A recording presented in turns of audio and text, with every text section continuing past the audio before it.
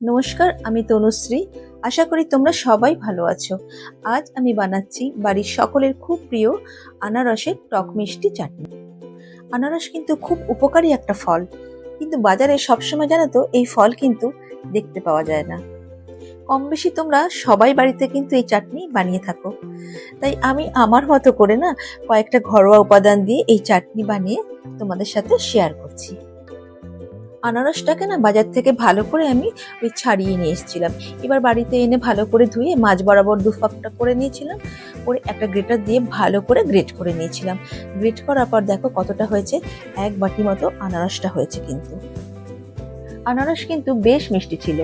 এরপর গ্যাসে একটা ফ্রাইং প্যান বসিয়ে গরম হলে তাতে দিয়েছিলাম 1 চামচ সাদা তেল, আর তাতে ফোড়ন দিয়েছিলাম এলাচ, দারচিনি। যখন গরম মশলার ভাজা সুগন্ধ বের হবে তখন তাতে ঢেলে দিয়েছিলাম গ্রেট করা আনারস।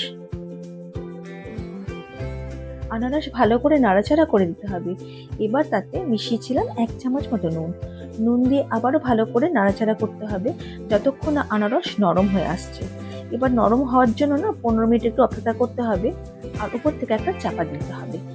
ঢাকনা খুলে দেখবে আনারস থেকে কিন্তু বেশ জল ছাড়বে। তখন একটু জল শুকানোর জন্য অপেক্ষা করতে হবে। তার উপরে মেশাতে হবে 3 চামচ মতো চিনি। অবশ্যই মিষ্টিটা কিন্তু তোমরা তোমাদের পছন্দ অনুযায়ী দেবে। এবার আবারও খানিকটা নাড়াচাড়া করে মিশিয়েছিলাম কিশমিশ। কিশমিশ দিয়ে আবারও ঢাকা দিয়েছিলাম যতক্ষণ না জল শুকিয়ে একটা জেলির আকার ধারণ করছে। একটু ঠান্ডা হলে উপর থেকে মিশিয়েছিলাম কিছুটা লেবুর রস। ব্যাস তৈরি কিন্তু আমার আনারসের টক মিষ্টি চাটনি।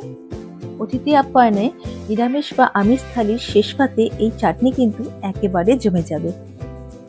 তাহলে আবারও দেখা হবে নতুন একটা ভিডিও নিয়ে। সবাই ভালো থেকো, সুস্থ থেকো।